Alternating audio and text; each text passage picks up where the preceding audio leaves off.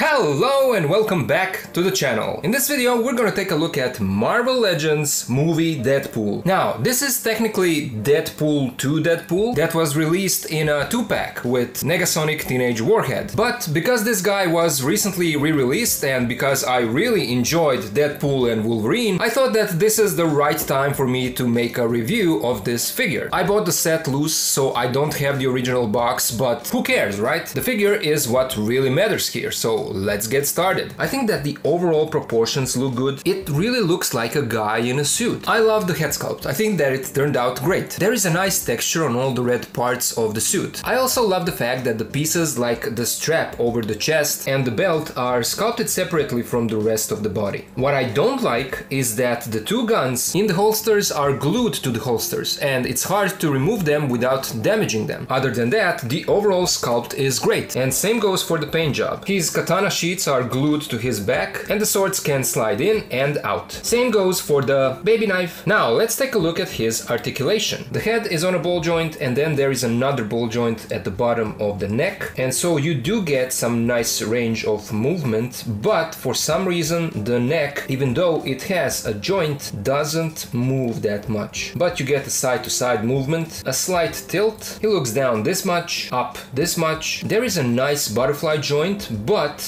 it goes much more back than forward. The cut is much deeper on the back than it is here in the front. So back it goes this much, but forward you only get this much because this is practically the neutral position. So the arm can go across the chest this much. Arms go out all the way. We have a bicep swivel, double jointed elbow that goes all the way, wrists swivel and are on an in and out hinge. As I already said, the belt with this strap are a separate piece, so they go out of the way. We have this Marvel Legends type of cut in the torso up here, and then another cut is down here behind the belt. So that is where you get your side-to-side rotation, and up here is where you get the crunch. So he can crunch forward this much and back this much, but be careful because if you go too far you will start to bend the sheets. Because of the way that these joints are designed, there is no side-to-side tilt. Legs move out only this much because the gun starts to jam into the hip. They go forward this much, back this much. We have a tie cut, double jointed knees with pins, no swivel in the ankles. The feet move forward this much, back this much. We have a nice ankle pivot and peg holes at the bottom of his feet. Now let's take a look at his accessories. He comes with his little unicorn toy that